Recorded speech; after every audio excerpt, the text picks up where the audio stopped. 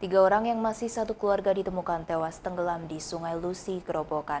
Dua korban ditemukan tewas dalam posisi berpelukan, sementara satu korban ditemukan setengah jam kemudian.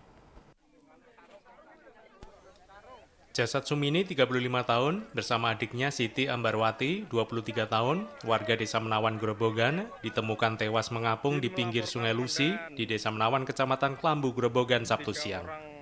Kedua jasad kakak beradik ini ditemukan warga mengapung di pinggir sungai dalam posisi berpelukan. Sementara jasad ibunya Sulika, 60 tahun, ditemukan di dasar sungai sedalam 3 meter setelah beberapa warga berusaha menyelam untuk mencari. Sebelum peristiwa terjadi, Sulikah disebut sedang mencari kerang di pinggir sungai bersama kedua anaknya. Diduga Sulikah terpeleset dan tenggelam hingga terbawa arus sungai. Sumini yang mengetahui ibunya tenggelam berusaha turun dan menarik tubuh sang ibu. Namun Sumini justru ikut tertarik ke tengah sungai yang kedalamannya mencapai 3 meter. Mengetahui ibu dan kakaknya terbawa arus, Siti Ambarwati langsung turun ke sungai untuk menolong. Namun diduga karena tidak ada yang bisa berenang, ketiga korban akhirnya tewas tenggelam. Sedang ambil kijing, dan dia sambil selam-selam ambil kijing, kemungkinan besar dia agak kepleset. Nah, kepleset yang satunya itu posisi yang ibunya itu sampai ke tengah.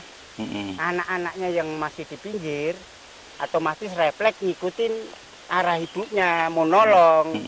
Nah, begitu dia nggak bisa renang, otomatis dia ngikut ini kena arus, jadi apa ya? Nggak bisa renang, tenggelam. Nggak bisa renang, akhirnya tenggelam berdua.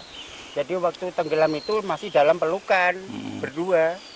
Siapa kakak beradik itu? Kakak beradik pelukan. Iya, diantaranya Sumini dan Ambarwati itu.